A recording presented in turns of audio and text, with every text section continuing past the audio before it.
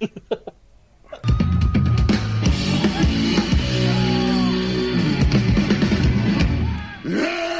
now, what's that smell?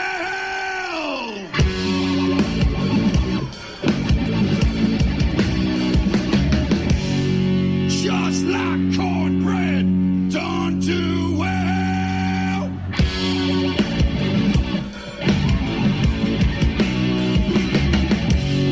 What you need, you know I got. So hands up, who wants to rock?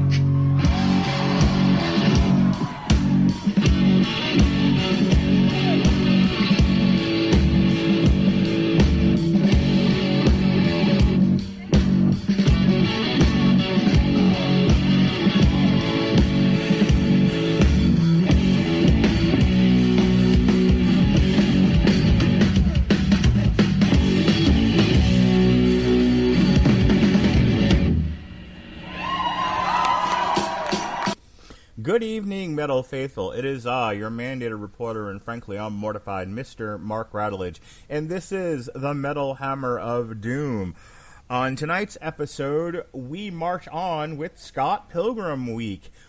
The godfather of the W2M network, Sean Garmer, who unfortunately couldn't be here tonight as life got in the way, recommended that we, very much off the beaten path for what we do here, and that's coming from the guy that reviewed Taylor Swift and the Poppy, he recommended that we do Anamanaguchi's soundtrack to the video game Scott Pilgrim versus the World, the game.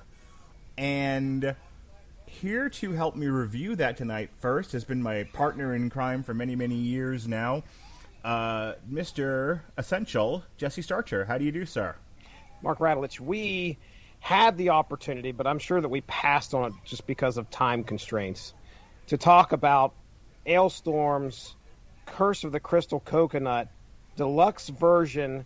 The second disc was the 16th century version of the whole album proper, completely chip-tuned, but you passed up on it. So I'm glad we get to talk a little bit of chip-tune tonight, Mark Radulich. Yeah. Let me bring Sean on here, and then we'll talk a little bit about how we ended up in this weird spot. Ladies and gentlemen, making his second appearance on Scott Pilgrim or Sean Comer Week, however you like it. Ladies and gentlemen, he's Sean Comer. You're not. So, funny thing, when the first take, trying to record this, during the intro, I was trying to adjust down the volume on my laptop just a little bit. Mark had gotten about 3 words into his intro. He'd gotten to "Good evening, my," and then I was hitting the volume button, and all of a sudden everything just went dead quiet. Broke your computer. So, what did I touch? What did I touch? What did I touch?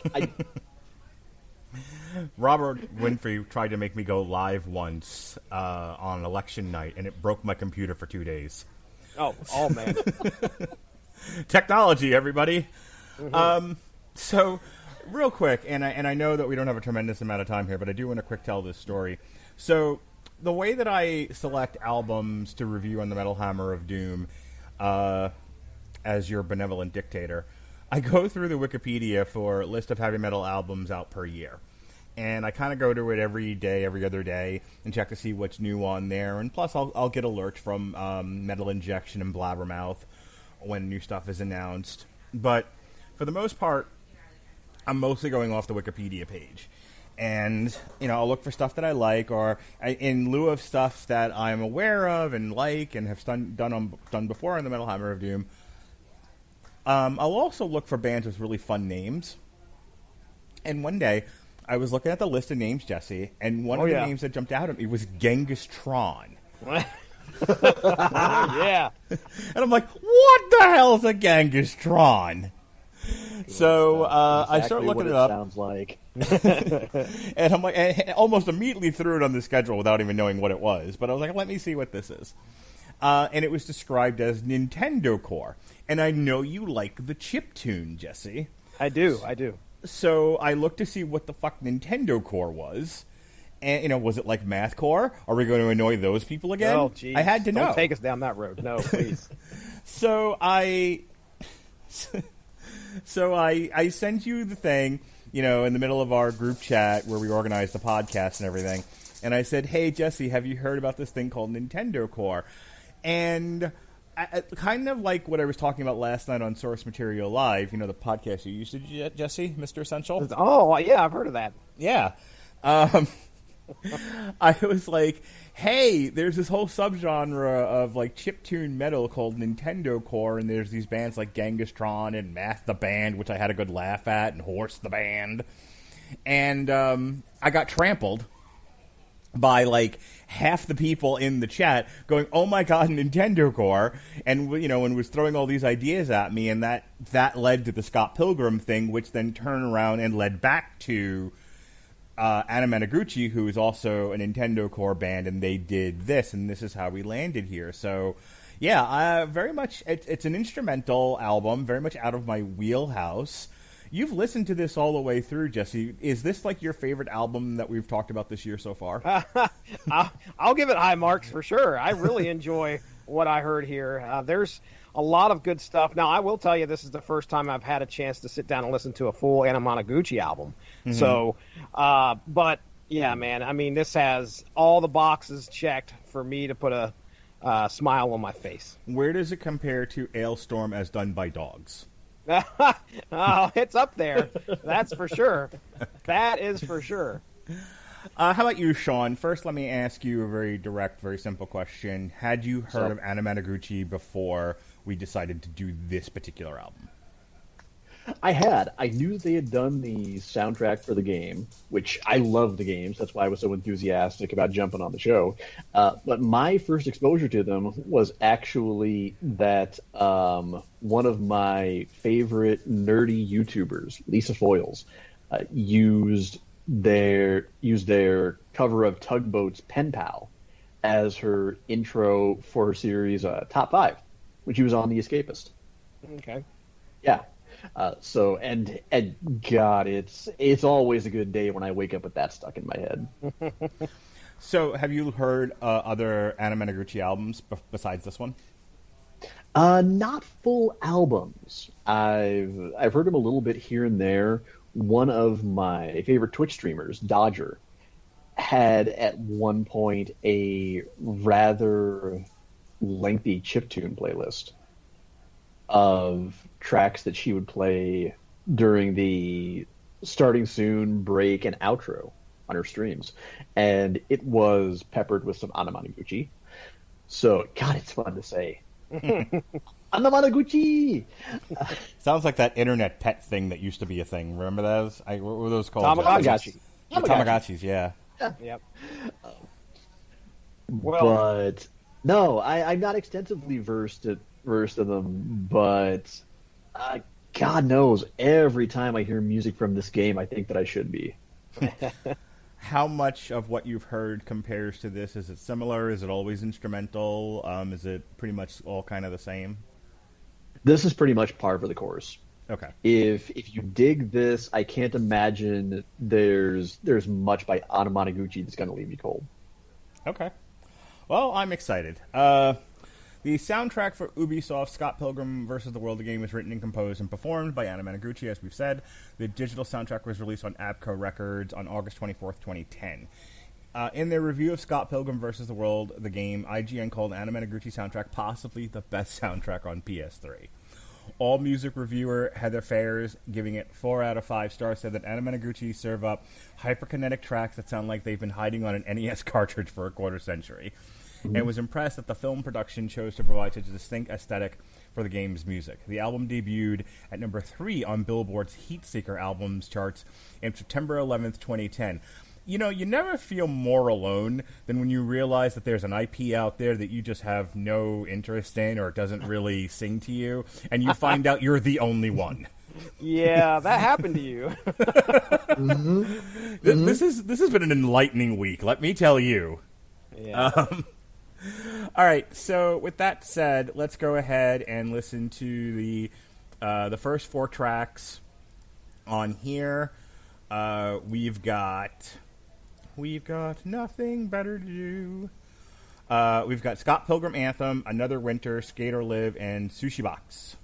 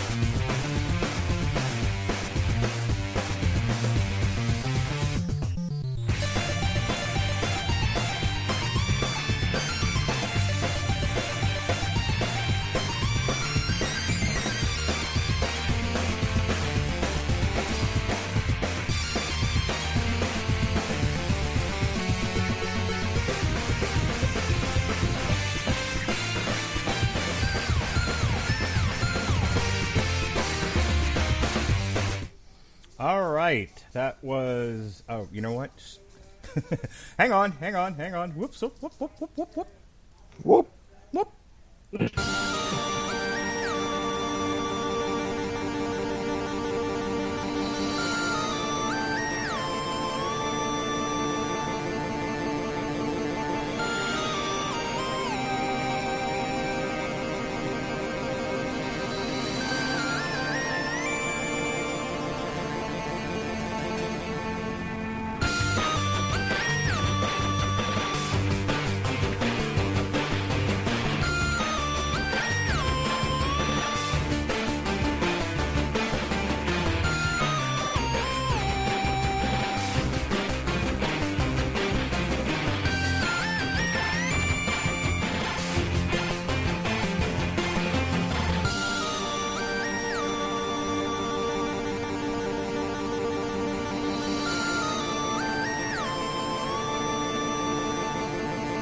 I miscounted the first time.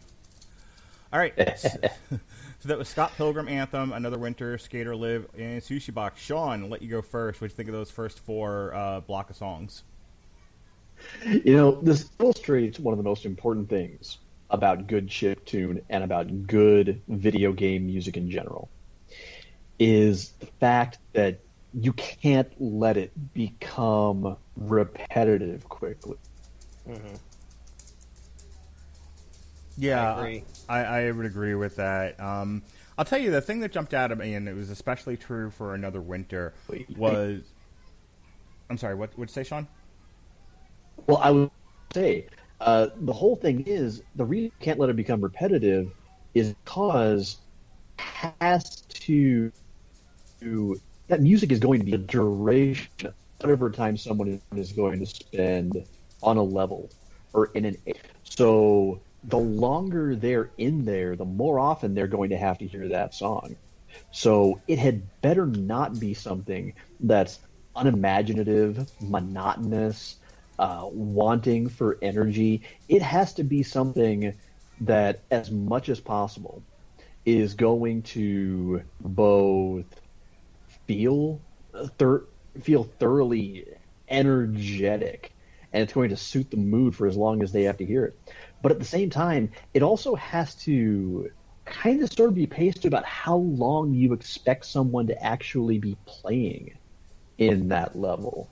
It's where you end up with a lot of game music that's just about 30, maybe 60-second long lick that ends up just droning on and on and on incessantly as you play, because it doesn't suit the atmosphere. On the other hand, from having played the game, I can tell you that each of these songs it kind of reaches their end and kind of plays out smoothly in just about the amount of time it takes to finish each stage. The pacing is just impeccable. I can recall as a young kid, had a Nintendo, and I don't know if either of you have ever played the pro wrestling game for the NES. Yep. That's just all it was called, was pro wrestling. Yep. And so I was 10 when I got my Nintendo, so I assume it came out either around that time. It'd be 88, I think, 88. Might have been a little bit before. But to this day, my stepfather can recite the music in that game because it was so repetitive and so annoying. And yeah, there's a lot to be said about having good music go along with the levels that you're playing, and a good variety of music. And we got, what we say, 24 tracks here, so it does a great job of keeping things flowing and not getting too samey. I do want to, out of that block of 4, I've got to give a shout out to track number 3 being called Skate or Live, because if there was a game that I rented over and over and still has to this day, I think one Skate of the or best. Die. Yeah, there's Skate or if you listen to Skate or Die 2, the intro, I remember listening to that. I actually posted this buddy. I think it was like 2 years ago. Die. Dude, that was the music that stuck with me, and I liked the game. The game was fun, but man, I can remember that intro screen and just how I couldn't believe what was coming through my TV speaker. But yeah, Skate or Live. I'll give it a thumbs up out of that block of 4. Really enjoyed what I heard, and I'll tell you, Mark, I know you did a commentary for the walkthrough of the game, and I watched what I think was probably if you clicked on the first link that popped up, I assume that's what you did. But I watched that as well today. Made it about halfway through, and that way I had a good sense. I've never played the game, so I had to watch it. I could tell it was clearly based off of this is based off of the comic just by what I'm seeing. Yes. So, but yeah, I'm enjoying myself, man. This is a game I would love to have played. This came out in 2010, which it is a game and a listening party in one neatly packed cornucopia. Nice, very nice. And personally, my thumbs up for the pick of the litter for that bunch. Another winter. Yep, I'm 100% there with you because one of the best, most pump you up opening level jams I have ever had the pleasure of listening to. My take on this. I'll make this brief so we can get on to the next block here. But my take on this album has been I've listened to it a few times now, and when the needle edges more towards rock music with video game elements, I really enjoy it. I see the value in what they're doing here. When there's less, when the needle tends towards not as much rock music or no rock music, and it's just purely, I guess, chiptune would be the right vocabulary term to use. It's not that I don't enjoy it. I enjoyed what I listened to. I don't enjoy it as much, though. I like the blend of, when they're using their, guitars and drums and bass with the chiptune elements. And another winter of that block of 4 is Pitch Perfect, where that's concerned. Okay. All right. Next up, we've got Shrine Brothers, Suburban Tram, Makiya, and Cheap Shop.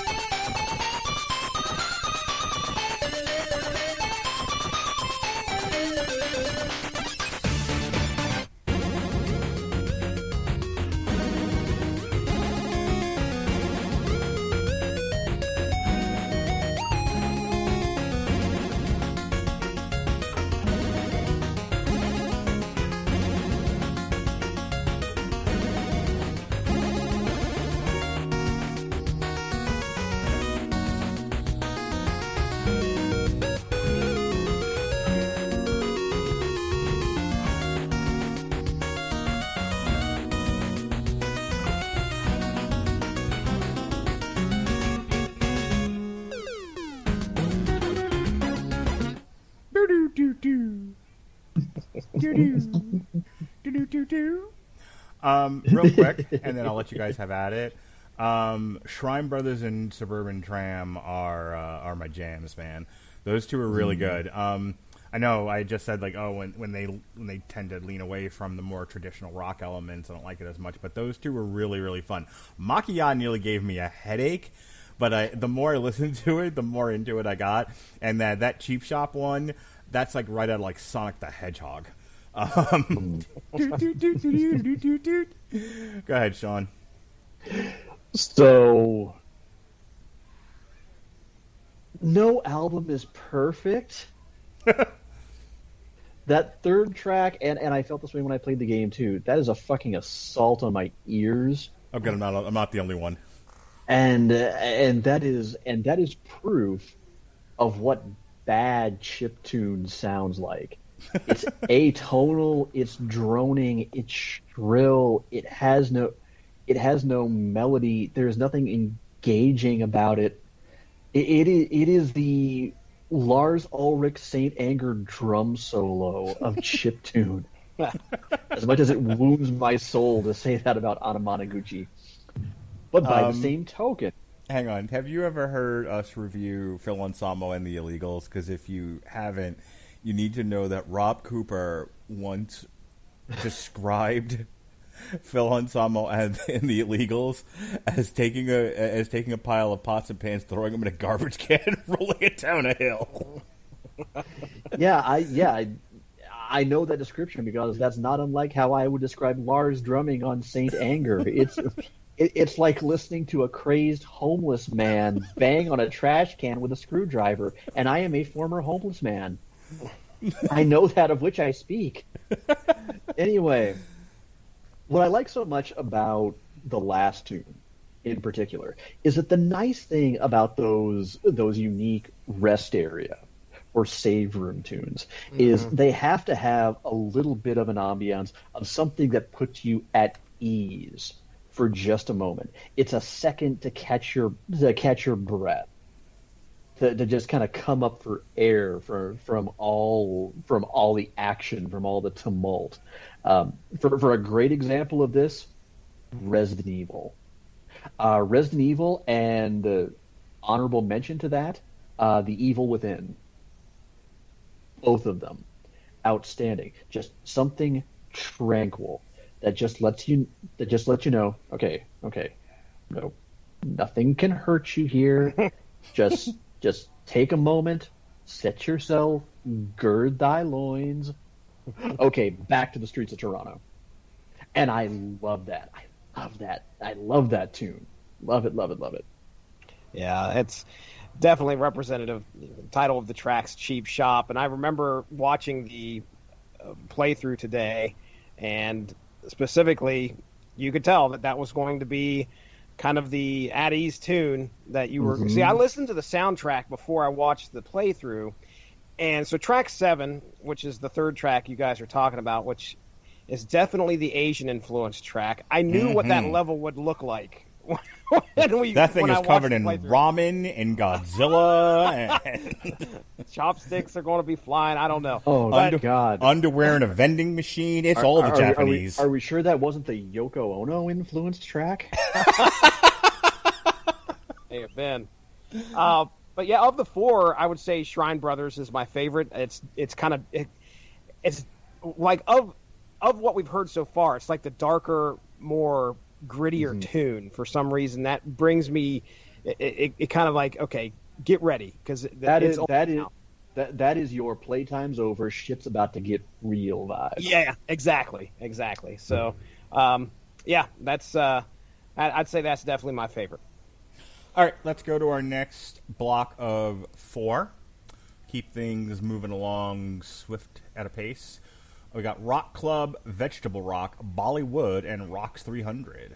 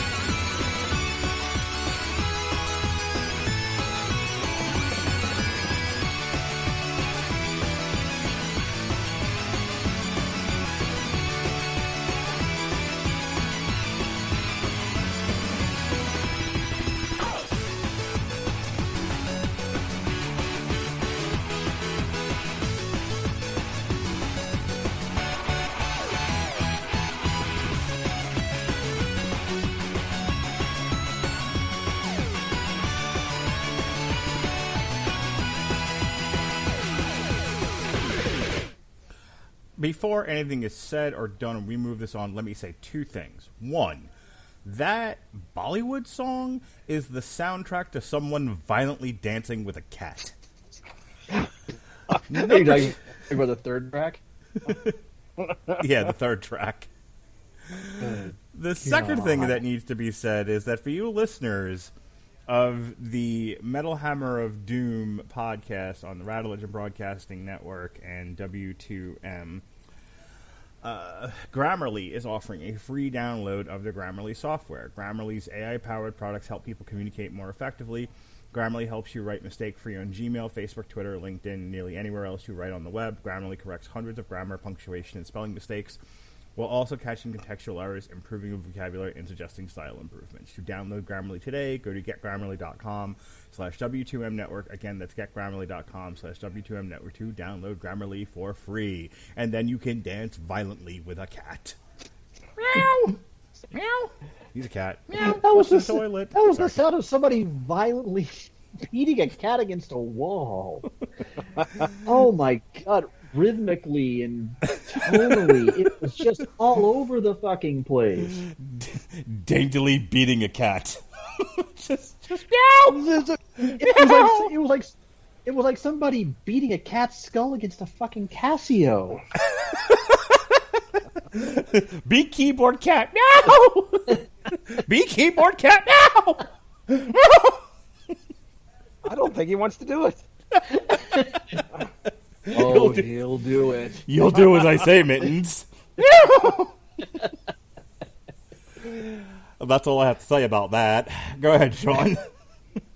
Oh, God. And yet I adore the first two tracks.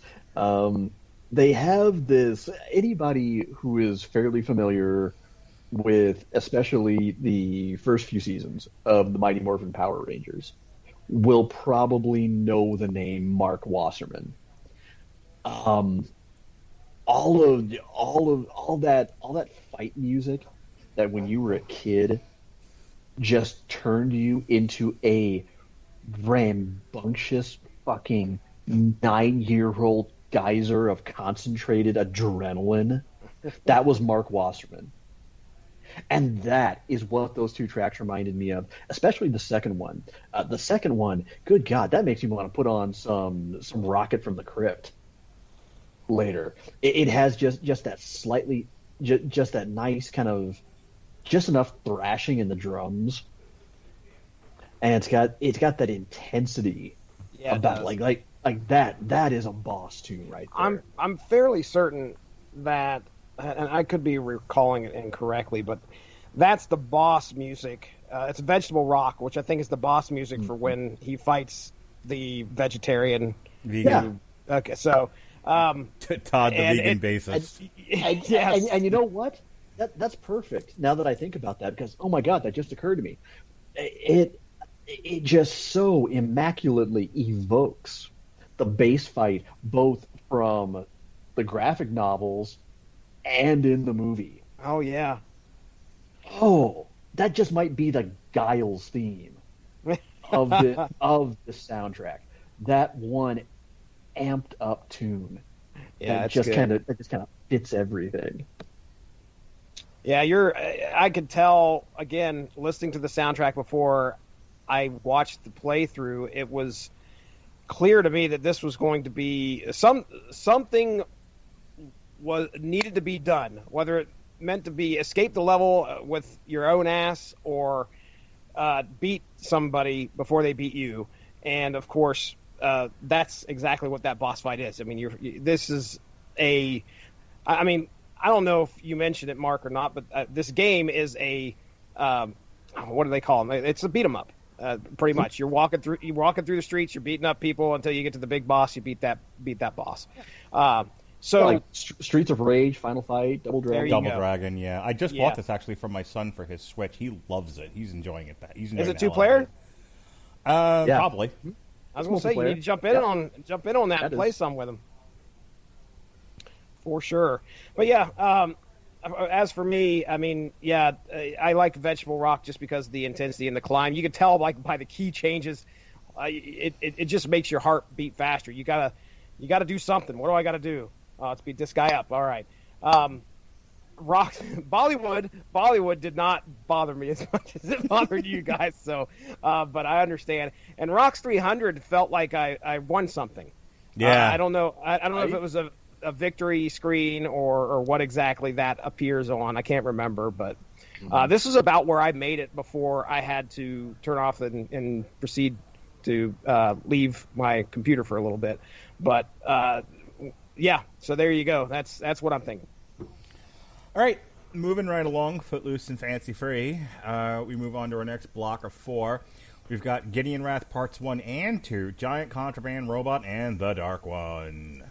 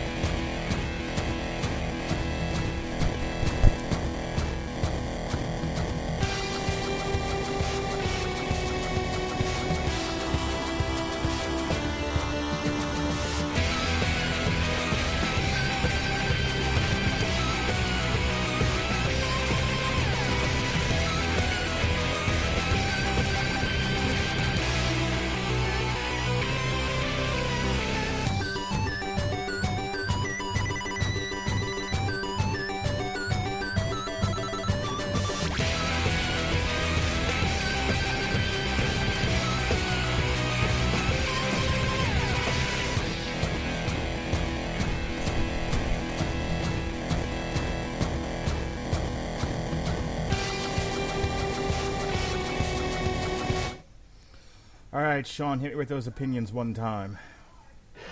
Okay. The third track, God, I have never heard a MIDI file so magnificently capture the essence of Ludwig von Beethoven invading a San Dimas music store and refusing to leave. This just spectacular. Just real quick, because this you don't even have to like throw it to me after Sean's done, because I want you guys to explain to me if you can, because that was my favorite track. The name of the track is Giant Contraband Robot, and I need some explanation if anybody can give me one as to whether that's something that's in the comic. I've seen pictures of it in the game, but I was amazed at the name. I am guessing that is probably from the fight with Katyanagi twins. Okay. If I had to hazard a guess. All right. Is there a robot? So there's a robot involved where they do they merge or something, or what happens? Yep. Okay. Yep. There is a giant mech fight. Nice. All right. That answers my question. And number 4, oh my god, just that marching beat, that war beat, that is some smear the war paint on chiptune right there. God, it initially really invoked Thunderstruck for me. Yeah, I can see that. Yeah, so much so that I have expected some digitized crazy finger tapping to go on, but then everything that came after it got me thinking a little bit of Nightwish, or like some other epic like power metal, like something that really suits an orchestral backing. You guys are the metal aficionados. I'm sure you probably thought of a half dozen bands already. I can see the parallels you're pulling there, because the title of it is The Dark One, and I remember listening to this going, I mean, it's so, I don't want to call it creepy, but obviously invokes doom of some sort. Yeah, it is definitely the kind of thing that you want to be the overture for your character's darkest hour. Yes, I agree. Mm-hmm.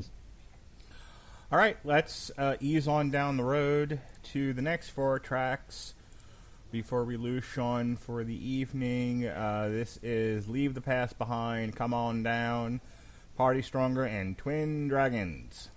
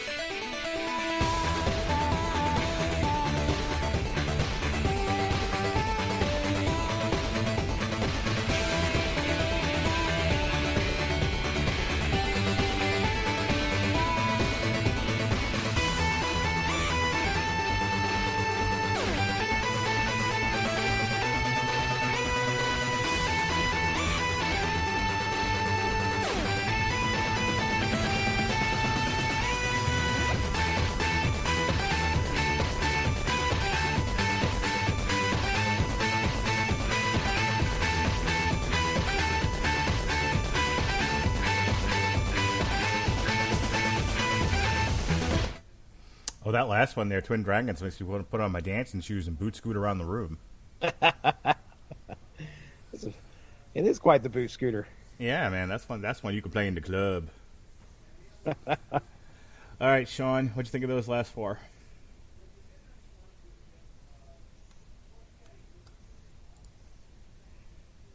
Uh-oh. Uh-oh. Jesse, what'd you think of those last four? Well, I'm here. I'm sorry. My mic was He's muted. pushing buttons Sorry. on his computer again. Well, sorry. I try to leave my mic muted when the songs are playing, so that Good for you, anything incidental that might happen in the background doesn't intrude. You going all professional and everything. What in the world? Right. The second track sounds like four people trying to play two different songs at the same time, and neither one can remember how the songs start or agree on which, and none of them can agree on which song they want to play. Like two people playing two different songs of Rock Band at the same time, badly. Right. The third track, number one. Okay, in chiptune, that is how you use that upper register to your advantage. That is how you use it properly. You don't just linger there. You give it its place. You let it kind of dance in and out of it when it needs to. But you don't just keep making it incessantly like that. How's that go again? And Thank you. But at the same time, ooh, gloriously round, voluptuous low end. God damn. And yeah, track 4, I'm right there with you. That is yet another song on this soundtrack that just there is no bad time to play that. None whatsoever. It will make absolutely everything better. Jesse, your thoughts before we get to I'll block of 4. Sure. The last song, Twin Dragons, I'll agree. That's probably my favorite of the 4. As we were listening to those songs, I got to thinking about what a weird confluence of things that are happening on this soundtrack. I mean, you got to think about what led us to this. When the comic was written, I got obsessed with Nintendo Core. Well, okay, that was before that. When you look at when you look at the comic, I've never read it, but obviously I've seen the movie and I've seen screenshots of pages, and obviously it looks like it was influenced by video games. Very much so. Partially right, yeah. Yeah, one could reasonably assume. We'll just put it that way. Video games, indie rock, and Ranma 1/2. Okay, all right. So, what's interesting is that the comic comes out, becomes widely popular. The movie comes out. The movie was what, 2000? Oh my goodness, 2011. Was it 2011? So the game came out first, or did the game come out after? The game had to have come out after, right? Game came out after. Yes. Okay, so you have a video game that's based on a comic book that was influenced by video games, and these guys have got to write a soundtrack to it. Now, if you watch the playthrough of the video game, or you play the video game itself, I mean, just as a casual video gamer, I was picking things out that were just, I wouldn't say, it was influenced by stuff that I have played previously. One of the games that came to mind was Mega Man. And when you listen to some of this music, you can feel the influence of where they brought some of that from the past into their songs. Now, it's not a complete ripoff at all, because everything on this soundtrack sounds it's original. There's nothing that made you go, oh, okay, well they're clearly aping Metroid there or something like that. That's not the case. Right. You can just hear the influence, and I can't say that that's an easy thing to do with chiptune, because you don't have a whole lot of things you can do in order to kind of express that range that you have. It is chiptune, but it's Anamanaguchi does it wonderfully in this game soundtrack. So, but yeah, I'm agreeing. Twin Dragons is probably my favorite of the four. So I'm ready for the last block. All right. Sean will do these last block of four. You give your final words and your plugs, and then you can run merrily along through the periwinkles, okay? If by periwinkles you mean to pick my wife up from work, sure.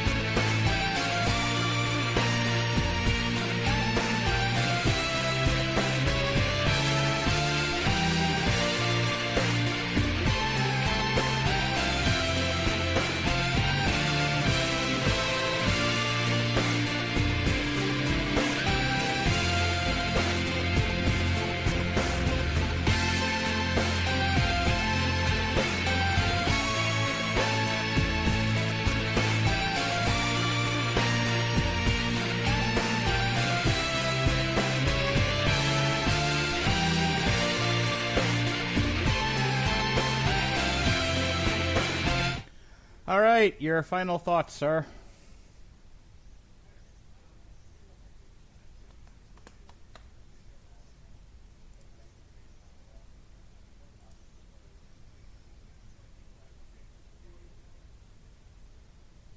Sean, please unmute your mic. There. He may have pushed a button again. Thank you. Sorry. I was gonna say, fittingly, the last two are far and away my favorite tracks on the entire album. The last one has got this swoon to it that actually evokes "Teenage Dream" by T-Rex from the original motion picture soundtrack. Which, by the way, is also one of the finest ever compiled, and I highly recommend that every single last one of you pick it up. There is not a bad song on it. However, just like in the movies, if you don't hear that and immediately start bobbing your head and just can't resist moving, my friend, you lack a soul. That is just such peppy, sugary goodness. Just, just in a few beautiful fleeting moments. And sure, no sooner does Jesse comment on how no song on the soundtrack really evokes anything else than that second track really gives me some big time TMNT the arcade game vibes. Oh, boss music, especially arcade boss music, just does not get a whole lot better than that from that generation. And they captured it in the most gorgeous of bottles. All in all, one of the things to remember about chiptune is it's easy to make bad chiptune. It's easy to just resort to just shrill, droning noise. Whereas on the other hand, it's hard enough to make really brilliant music with traditional instruments. So imagine how much more tonally and musically accomplished you have to be to make something that's this engaging, this infectious, this original, this just upbeat, can play it while you're doing absolutely anything and it will feel right at home, using just a set of basically keyboards and MIDI tools. That's what we're talking about here, and that's why Anamanaguchi is, like I said, they're the most musical artists that I think you'll find in chiptune, and I'm not sure it's even close. So yeah, by all means, go ahead, throw yourself a little listening party, grab the original motion picture soundtrack. It is certainly more than worth your time, and by all means, give this a full-fledged listen, because as much as I may have cracked a few jokes, even the tracks that really let me down or left me kind of cold, they're mostly still pretty good. You really can't go wrong, and throughout the game, trust me, at no point will you want to pop open Amazon Music and find something else to dig into while you mute the TV. All right, where can they find your stuff, Sean? Hey, follow me on Twitter at Comer Codex for updates whenever I stream at twitch.tv/Comer Codex. I'm a variety streamer, but I really tend to lean mostly into a combination of story-based games, Apex Legends, Overwatch, and particularly NetherRealm Studios fighters such as Injustice and Mortal Kombat. Usually just about any time I have free time during the week. I'm on from about 6 p.m. Central Time until about 8 o'clock, or sometimes as late as 10 o'clock if I'm feeling saucy and feel like going for a full 4 hours. And yeah, it is a 100% inclusive space, and I welcome any and all of you. So thanks for hanging out with us on your second Metal Hammer of Doom this year. Are you coming back for Weezer?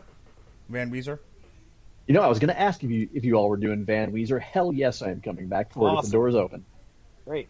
All right, then we'll see you a week from tomorrow at 9 p.m. right back here on the Metal Hammer of Doom to review our second Weezer album of the year, Weezer Van Weezer. Thanks a lot for coming, Sean. All right, everybody. Never dull your colors for someone else's canvas. I'm out. See you, man. All right, Jesse, before we do the final plugs of the night and ad reads and whatnot, give me your thoughts here. I mean, this was like, can I ask you, now that we're not at a brisk pace to get to the end for Sean's sake, what is it about chiptune you like so much exactly? Oh man, it's nostalgia most likely. Okay. I would say that one of my favorite things to do when I'm working is listening to music. So I'm at a place, when I work, I have the luxury of being able to listen to Spotify or YouTube, and lately I had been going back. There have been some fantastic, like Super Nintendo and regular Nintendo, just straight up music playlists that people put together. I go to one, it's called SNES Upbeat all the time, and listen to a lot of the games I've never played, but there's some great music that's involved. So not only in nostalgia purposes, but the fact that I enjoy I enjoy what I've what I hear a lot of times. But yeah, most likely it's probably nostalgia, being able to listen to some of those iconic tracks that if you had a Super Nintendo, a Sega Genesis, you were sitting down in your bedroom till the wee hours of the morning and playing a game over and over and over. And those songs, just like pro wrestling, the Pro Wrestling NES cart, those songs get ingrained in your head, and it's fun to go back. And plus, Mark, I don't know if you get the chance to listen to a lot of music at work, but if you're listening to something with lyrics, sometimes that can, it can mess with your head when you're trying to focus on your task. Chiptune doesn't. A lot of times, chiptune just this whole album, no lyrics, so it's nice to be able to throw it on, and you just have it on in the background, and you're not distracted sometimes by what the vocalist is saying. Instead, you've got just nothing but music. So instead of hearing classical music in the background of something, I'd rather listen to something that's chiptune. So, and there's plenty. Oh my goodness, there's plenty of chiptune remixes of. I think if you can go on Amazon Music, I'm sure that you can find 8-bit remixes of very, very popular songs, especially like there's 8-bit, 16-bit renditions of Metallica, Slayer.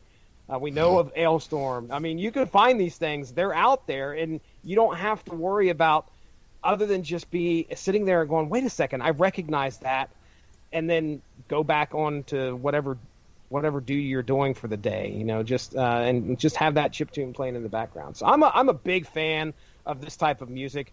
It's a good time in my opinion. I really enjoyed this album. We had 24 tracks, but you look at the freaking time frame of this album, it's 46 minutes. I mean, none of these tracks even went over the 3-minute mark. Most of them are under 2. So it's a good fun time and takes you back to your gaming days if you were a gamer. So I just typed in chiptune. Okay. And a couple Where of at? In Amazon Music and Amazon Prime, Amazon.com. Okay. Gotcha. Just to see what would come up. Okay. The first thing, in a general search, the first thing that came up was a couple of books about the history of chiptune, and then some albums. When I go to books about it. I know what I'm getting you for Christmas now. When I go to digital music, the first thing that comes up is Jomo Loves Chiptune. Okay. I don't know what that is. Never heard of that. Do you know and what watch Domo it be is? like one of the watch it who? Do you know what Domo is? Domo Yeah, Arigato. Something like that. It's like a little Okay. Japanese thing. My wife's Gotcha. got one in the house. It's like it kind of looks like a little biscuit with monster mouth. I'll send you a picture of it. Anyway, this Okay, looks like you should see what I'm envisioning right now.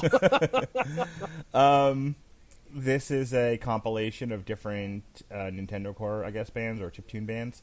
So it's got Okay. Mystery Mansion, Anamanaguchi, Disaster Piece, Dub Mood, Ultra Sid, Salumi, Henry Home Suite, Boy vs. Bacteria, a bunch of other shit. I don't know what any of this is. There's Chiptune Memories by She. Okay. Skipping down I don't think here. I've ever just typed in a genre into Spotify or Amazon Music. I'm looking for an artist, but I mean, a lot of times you may stumble upon something. Mm-hmm. All the stuff you're seeing there, are there any playlists that just say chiptune? I'd probably have to go to Amazon Music itself. Okay, that's fine. And mess with it. Let's go to free streaming music. Let's see. Chip Tune playlist. No, not really. I mean, they might have that as a feature of AmazonMusic.com, but it's not the way that I'm playing with it right now. So I want to go back to this list that I was on. Okay, so there's a lot of Legends of Zelda stuff. That's good. That's good stuff. Mm-hmm. Have you ever heard of, and I think I may have asked you about this, but have you ever heard of OC Remix? No. There's something called Roll for Damage Chiptune Halloween. Okay. So I'm sure you probably click on that. There's going to be like a 8-bit or 16-bit rendition of Monster Mash. only one Thriller's going to be on there. Yeah, it's only one track. It's only one track? Okay. All right. Excuse me. Let's see. What games did you play when you was a kid? When I was a kid? Well, define kid. Well, did you have a Nintendo? So I'm 100 years old. Dude, you're 3 years older than I am, at most. Don't give me that shit. You had to. My dad was an early user of the Pong game. He actually brought a Pong home. What a fucking soundtrack that was, huh? Beep, beep, Beep, beep. We had an Atari 2600. Okay. And then I was playing games on the computer, so I played a lot on like the Commodore 64. I played a lot of like Mr. Do. Remember Mr. Do? I've heard of Mr. Do. A lot of Dig Dug. Okay, yeah. Burger Time on the computer. I'm worried that you're going to tell me like you never had a Nintendo. I never had a Nintendo. Okay, worries confirmed. But I did have a Sega Genesis. Okay, all right. So we're all right there. Yeah, yes, I had the Genesis. Then I had that like the Genesis 64 add-on thing. That's not a thing, but we'll go ahead and pretend that it is. The thing that you put on top of the Genesis. 32X. I know what you're talking about. Okay, thank you. God damn, pal. And then I had a PlayStation. Okay. Well, I mean, they're not as many because a lot of people go to the NES and SNES. Well, but there's plenty of. I'm sure there's plenty of Genesis chiptune renditions of stuff. See, OC Remix is it's an overclocked remix. You can find it on YouTube, and they have been around since 2000. Oh my goodness, I want to say 2006. I was listening to stuff shortly after my daughter was born, and I put together an MP3 CD. Yeah, it had like 1,000 OC Remix songs on there. They're completely free. You can actually go and find a torrent of them, and they, this is something that OC Remix puts out there. So what it is people like me and you, if we become chiptune enthusiasts, we can create our own remixes of popular game soundtracks or game songs. They did a fantastic TMNT video game, arcade game soundtrack. And it's not all, just what we heard with Anamanaguchi. There's stuff with lyrics in there.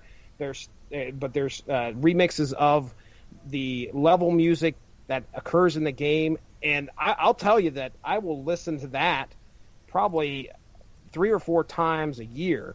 And it's, check that out. If anybody's interested in checking out chiptune, that's probably what started me down the road, is when I realized that people were actually doing this on their own free will and putting things together just for the love of video game music. And that's really what Anamanaguchi is all about. It's the love of chiptune, the love of video games, and it's a lot of fun. Mark, when I think of the Sega Genesis, so what game did you have? I had quite a few. I had Sonic the Hedgehog, which I think is what it came with. No, yep. I take that back. I had Altered Beast. That's what it came with. Rise from your grave. Yep. I had Altered Beast. I had Sonic the Hedgehog. I had for the Genesis. Sounds like you were early at. I remember.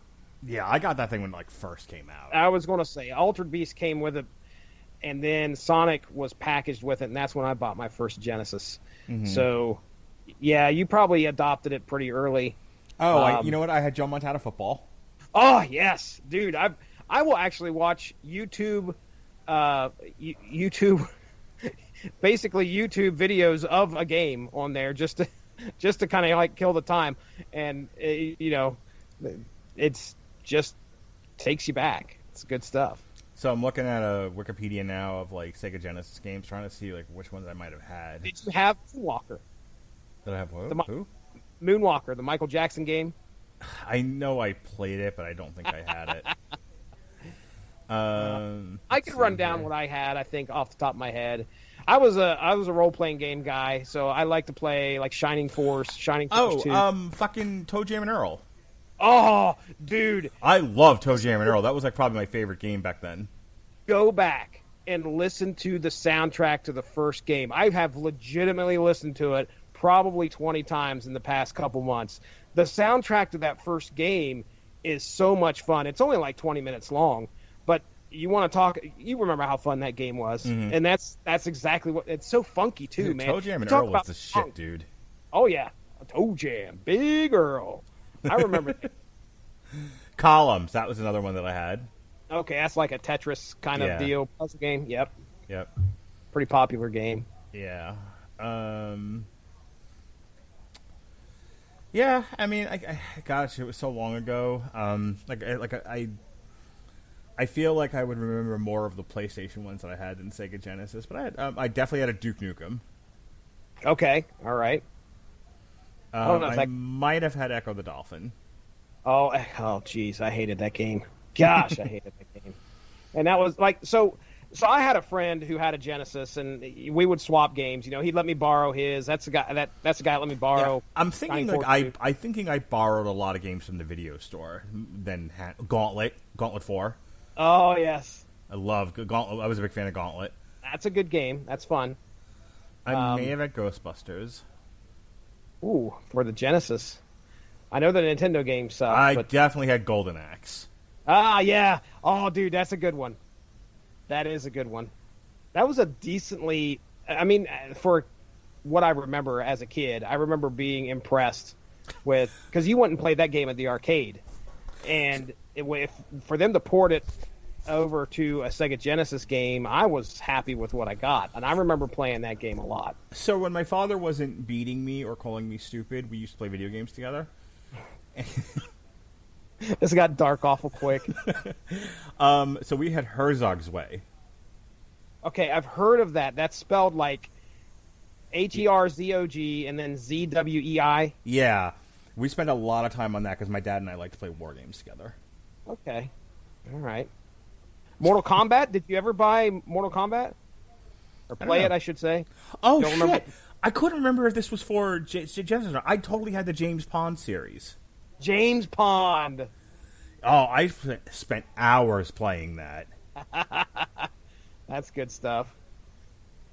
Yeah, I think I got Joe Montana Sports Talk Football 2. It might have been the first one. And I faithfully got the update to that series probably all the way up to NFL Prime Time, which was when Deion Sanders took over the role of Joe Montana. I can remember having those games. I did buy a 32X, by the way. So, yeah, you had the 32X. I got a 32X as well. I remember buying it on discount at Hearts as they were going out of business. And I bought like 3 games for it. I had the Star Wars game, whatever the Star Wars game, which might have just been called Star Wars, for the 32X. And then I think I had a racing game. I was not impressed with the 32X. I hated wasting my money on that thing. But I ended up giving my Sega Genesis, loaning it out to some dude. Well, it was Mindy's cousin, and never got it back. I was so pissed. I was back in like 2000 or 99, so I wasn't playing it at all, probably. I was probably playing a 64 and playing some fucking No Mercy or something. Dude, I had RoboCop versus Terminator. Really? Yes. Nice. Totally had that one. Nice. Very nice. Yep. Well, I think, like I said, if you take anything away from this discussion, go and listen. Go and find the Toe Jam and Earl soundtrack. It's 20 minutes long. Listen to it and have a good old funky time. Alrighty. So this was a fun little experiment in music. It wasn't the worst thing I've ever listened to. I was having, you're right though. When I had it on in the background, when I was writing my my biopsychosocials on people, and I have to think about what I'm writing or whatever, it's kind of nice just to have that in the background to kind of give me a rhythm, but it's not something I have to totally focus on. Yeah. I think when I was focusing on it, I was like, okay, I see where the kids like this, but this is not for me. So yeah, next week, Van Weezer, But also, next week is the Superblog Team Up, and it's about time we started talking about some bands and albums that kick some ass, Jesse. Oh, goodness. The Doctor is in. That is correct, sir. That is correct. And I will tell you, if you think this is going to be the same old situation, you might be wrong, or you might be right. Jesse, you're one of the very few people that can kickstart my heart. Without you, Mark Radulich, I don't know what I'd be doing.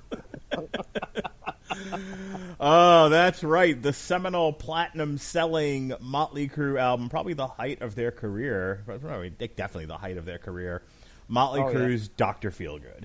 Can I just say, I'm going to reiterate this joke when we do when we cover the album, but track 9, okay, might as well just been called She Blows Me.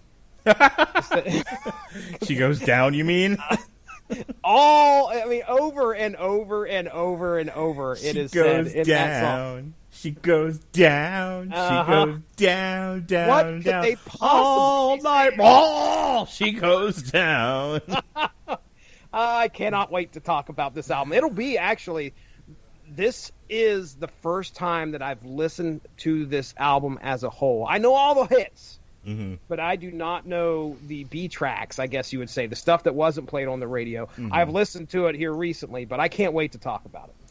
So, yeah, we got, next week we got, on our proper time, we got Van Weezer, by Weezer, but we'll also release for the Superblog Team Up, Motley Crue's Dr. Feelgood. And then we're going to do this all again. On May 19th, we're going to talk about Math the Band. What's it called? Flange Factory 5, the album. Another Nintendo core band. That is great. Robert Winfrey is taking over, and he wants to talk about Galacticraken, Starship Velociraptor.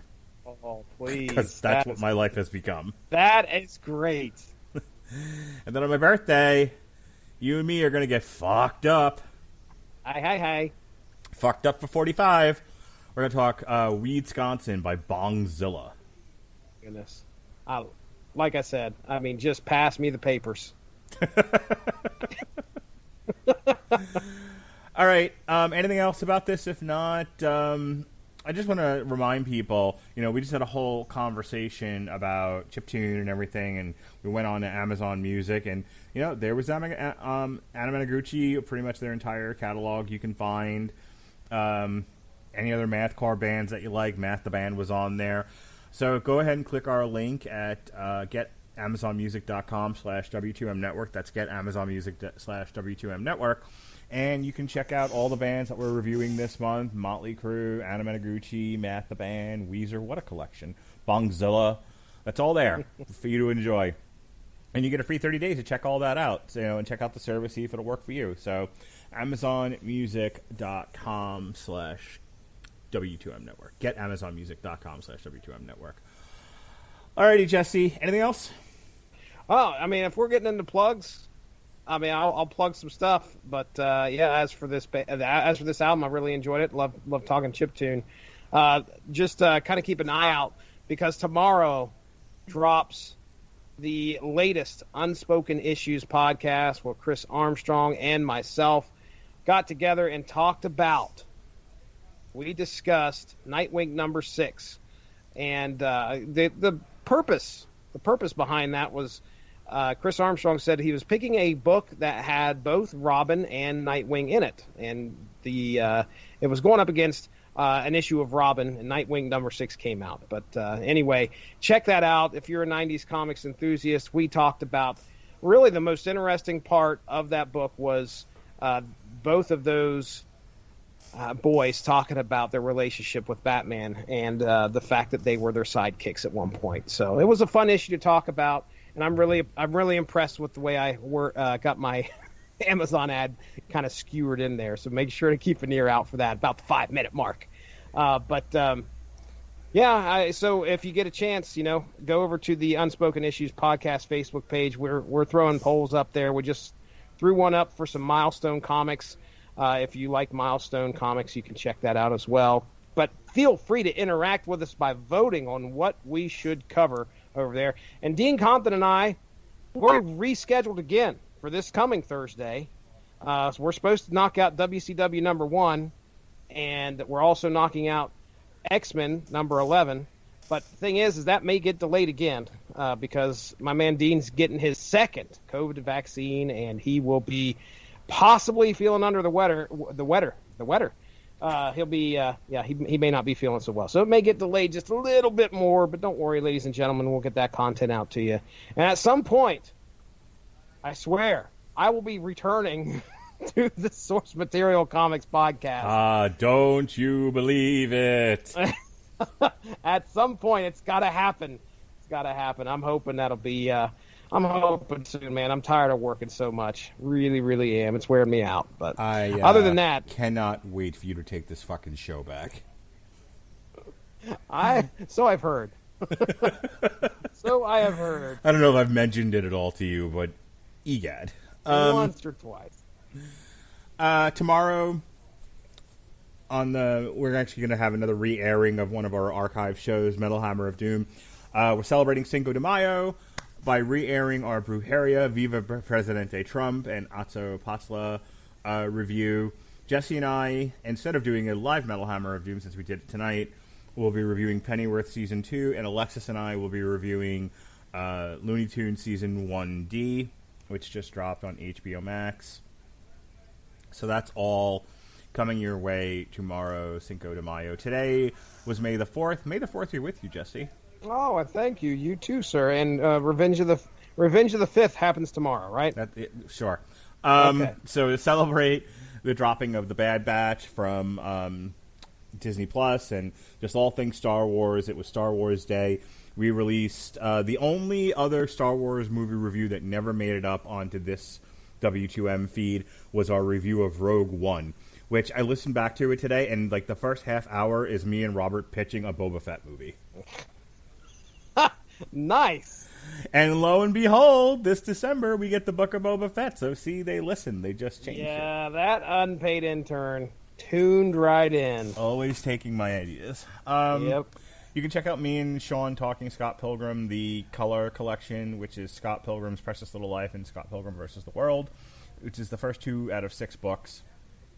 And then on Thursday, you've got another bunch of recordings for you.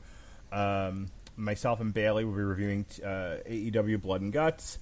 Myself and Alexis Hano will be reviewing The Mitchells versus the Machines. And then myself and Sean will be finishing up Scott Pilgrim Week by finally reviewing the movie Scott Pilgrim versus the World. This Friday is our re-airing of Days of Future Past.